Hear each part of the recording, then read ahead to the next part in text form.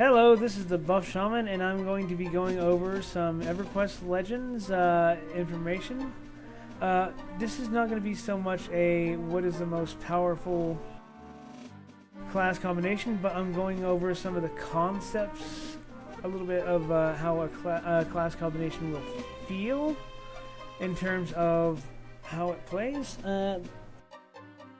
So, the first one I'm going to go with is actually going to be what I call a ninja build. So your first things you're gonna do is monk and rogue.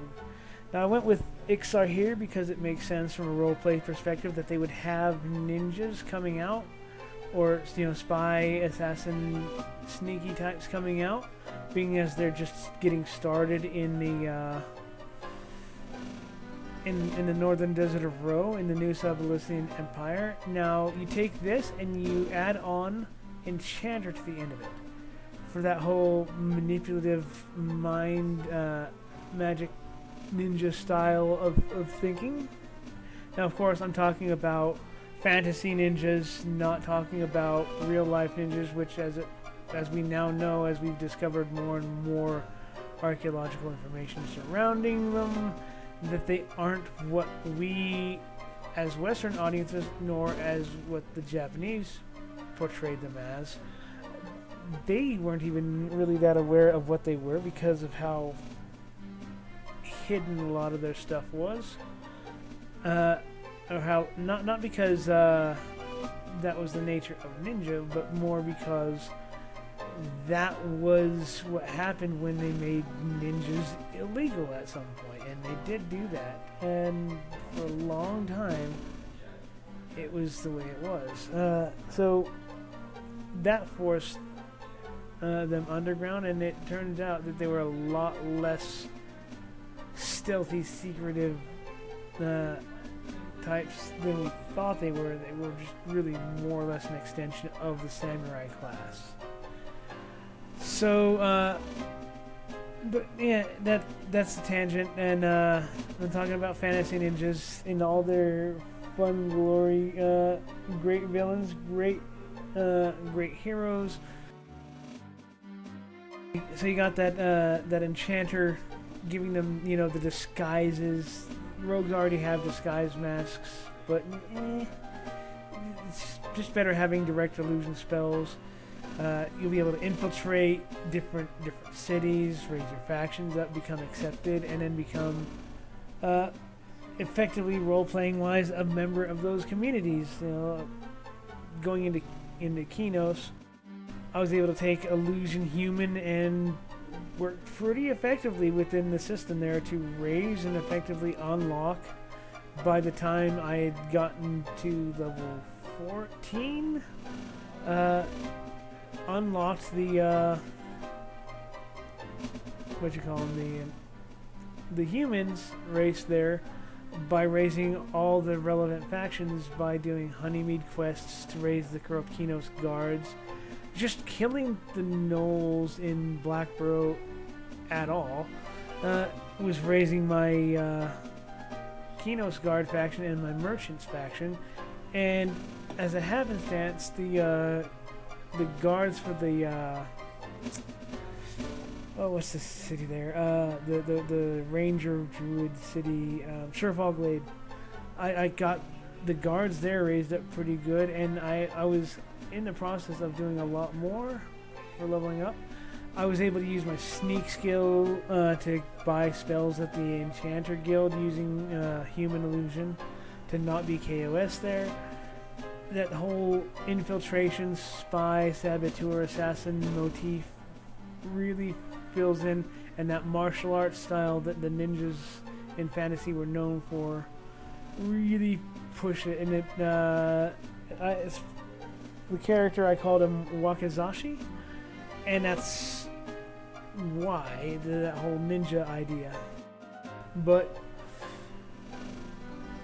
it's a fun concept. Now, my next concept I'm going to go into is, I call it the oppressor.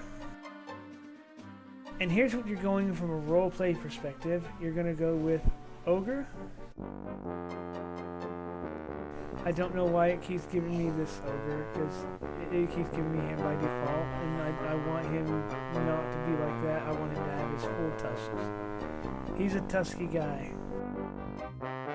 Anyways, you're going to go with this guy, and you're going to go with Shadow Knight. And you're going with Shadow Knight instead of Warrior, because even though we're adding a Warrior...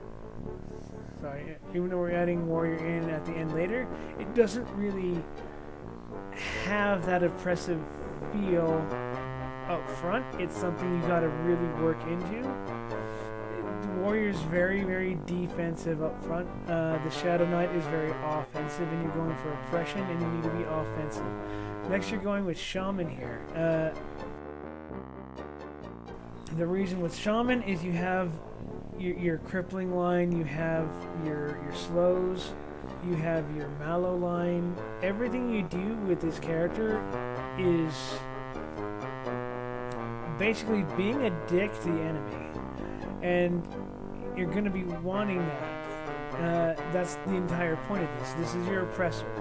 The reason you go with the warrior later on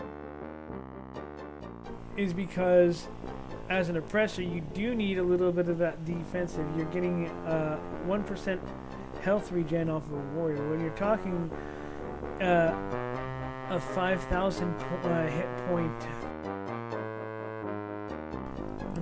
hit point health pool, you know, that's 50 hit points a tick, just coming in just on the top.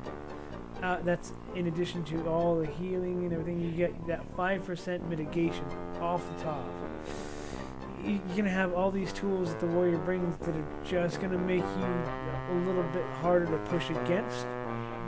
But it's kind of rounding out your oppressive nature. You are the conqueror. You are going to be walking into that dungeon at +4 to kill Nagi. You are going to be walking into the plane of hate, plane of fear, to conquer. You are going to take it down, you are going to take their stuff, and you are going to make it your own. That's what he does. That's what he is. He is the living embodiment of conquest. The reason Ogre is because early on, melee stuns are going to be a problem, and you want to have none of that. You don't want to have to build up to that. You want to be oppressive out of the gate. You need to be oppressive out of the gate. That's where your roleplay comes from. Next up, we're going to go a little bit to the opposite end of the spectrum.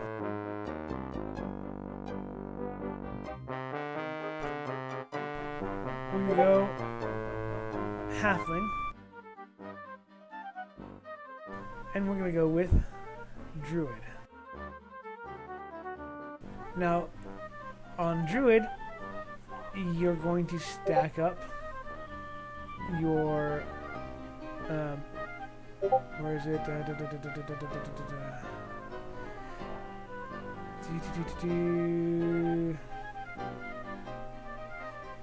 Bard. Now that bard is going to stack up tertiarily wizard. You are basically a traveling specialist, and making sure that people get to where they're going safely. You are the escort. You are the lighthearted, fun guy that just makes travel a breeze to be around. You are the party mascot, and that's where you're going with that. Now, I picked halfling because in the EQ lore, the halflings are the traveling race. Bards, druids, wizards, they are the traveling classes. If you wanted to maybe go for a different flavor of the same thing, you would maybe do a bit of a caravan guard sort of thing. In this case, you'd want to mix in a little bit of warrior. You'd go with a dwarf, and you'd start off with the warrior, and you'd tack on your druid, and then you tertiarily add in the bard. A little bit of teleportation, but more hold your ground, sort of sustain. I picked dwarf because, I don't know, they kind of feel caravan circusy to me, based on maybe not some of the greatest stereotypes back in the day, but that was one of the things that you would have with a traveling caravan, a traveling circus, that kind of thing. You'd have a dwarf attraction.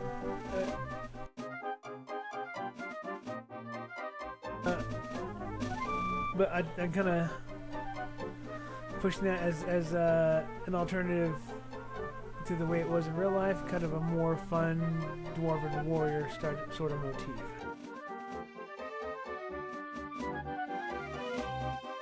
Now, next concept I'm going to go with, I'm going with a dark elf. So you're going to go Shadow Knight as your primary, but then you're going to go with Beast Lord as your secondary. And the reason you're doing this is you are the Spider Lord. Dark elves get a Beast Lord pet that is a spider. I like that. I really appreciate the kind of character. I think every Beast Lord I make on EQ Legends is going to be a dark elf, unless we end up with a race that gives a more fun to me. Pet. The Scorpion, I didn't really like the way the Scorpion looked. I didn't like Wisps. I didn't like the leeches that they had for the frog locks. If I was gonna go with something for a frog lock, I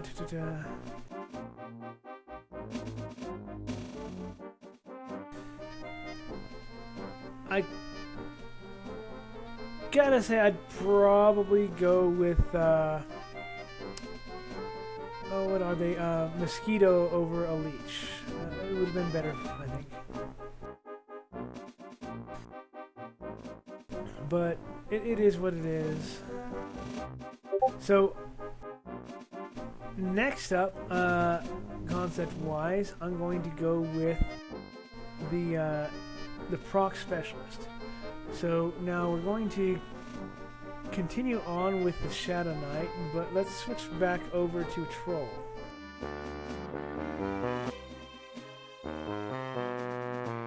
Starting out with the Shadow Knight, but you're gonna go with a Shaman and then a Ranger as your tertiary. Now, Ranger's an interesting class because it holds a lot of power between the advantages that it adds later. Makes melees better at what they do. It just helps you already do what you're gonna do. The procs that it adds are actually pretty good, but not in and of itself enough to warrant Rangers as a class. It's really the melee accuracy, the strike through that you're gonna want to get from it, but your Shadow Knight, your procs coming off your self buffs, your Ranger self buffs for the procs, and your Puma line from your Shaman are going to be what you're going for here. Full on proc buffs. You're gonna want to farm as many procs as you possibly can, and you're gonna want to pull those exalts out, and you're just gonna want to switch them out for the situation. I need damage today. Let's go with that. I need a little bit of extra sustain, so let's throw in another damage over time life tap proc from the dagger that dwells in the drops. You got that 150 point Ranger proc off of the axe from Plane of Hate.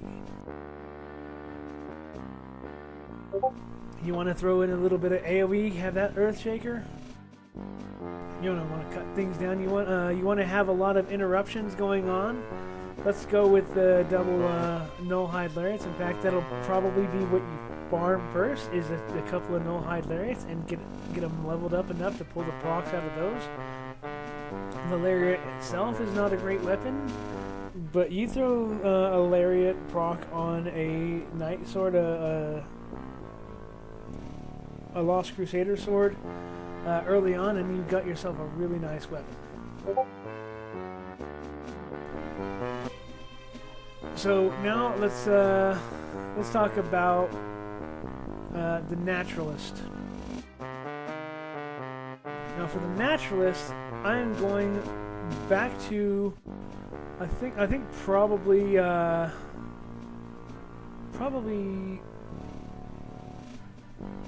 gonna say a wood elf. No, not a wood elf.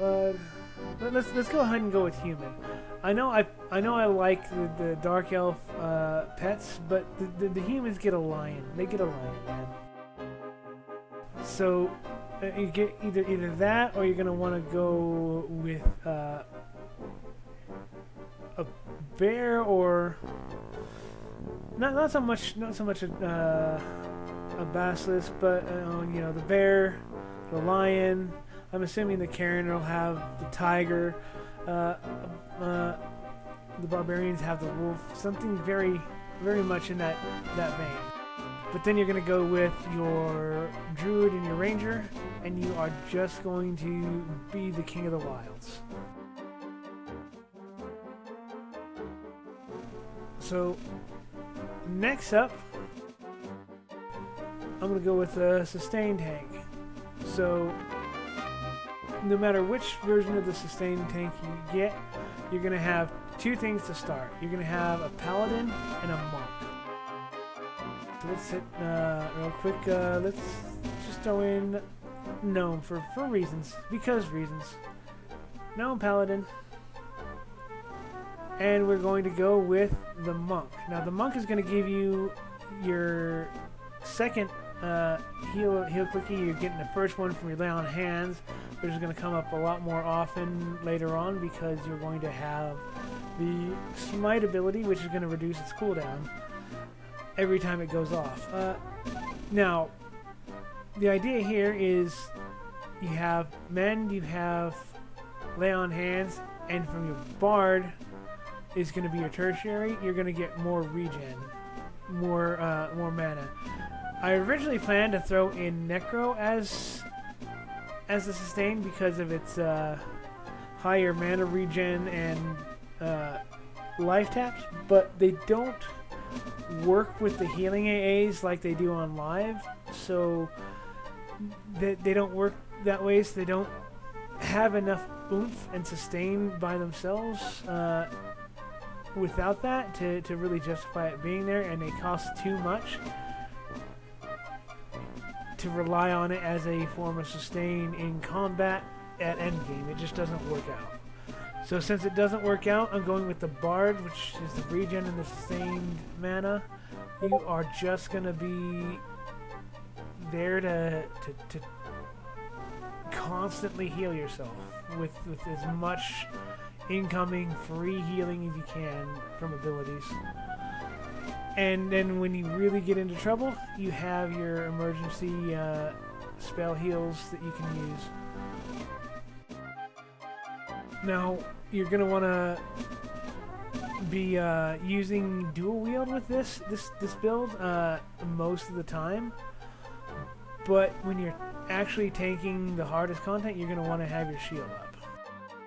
And you're going to also be a pleasure to be the tank in raids because of the extra sustain and the mana pools that you're bringing to everybody else with your Bard's Longs.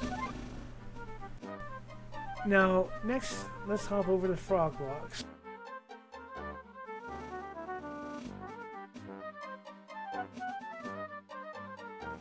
So now we're going with a little bit of a interesting thing. We're going with a full-on dual wield specialist. You're going with your warrior to start. and then you're going to go with ranger. You're going to be using the heals from the ranger for sustain, and you're going to be using the accuracy boosts to kind of push that. But then you're going to make a choice eventually, and the choice I'm going to recommend is going to be monk.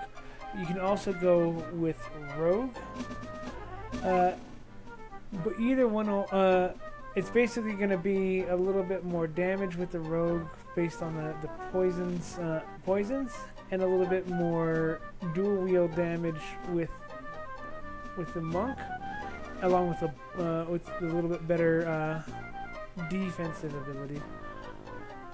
It's going to be pretty close to the point that I'd say tomato, tomato, whichever one you want to do. You're going to get a little bit more damage with your special attacks with the monk, with the poison, with the rogue. What you're going to want to do is invest everything early on into your dual wielding.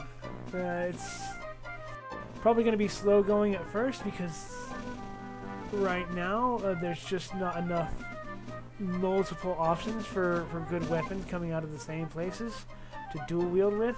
But once you get about mid-level, you're gonna be set. It's gonna be good. You pop over to Befallen, and you're gonna get your fine steel, your enchanted fine steel, and then you're gonna pop over to to Blackborough, and you're gonna get your keg popper, or you're gonna pop over to Najina, and you're gonna get your fist weapon. Whatever is gonna happen, you're gonna get some good dual wield damage coming out, and you're gonna become a blender. Now, one alternative to this build is you could end up going with a bard for the haste songs. The intention in the dual wielding specialist is to be on a team. That's the roleplay aspect of it. You're going to be the guy that's just shredding things while somebody else has its attention or whatnot. But if you're going to want to go with a more solo-oriented version of it, you're going to want to get that bard for that haste. So that's all I got for this one. I guess the next time I'm going to be able to make one of these is going to be launch day. So let me know in the comments below what you think of these concept builds, and let me know what concept builds you have for yourself. Just like again, not going to be this is the most powerful, but this is what they kind of feel like. The feel of these guys. Anyway, this is the Buff Shaman signing out. Take it easy.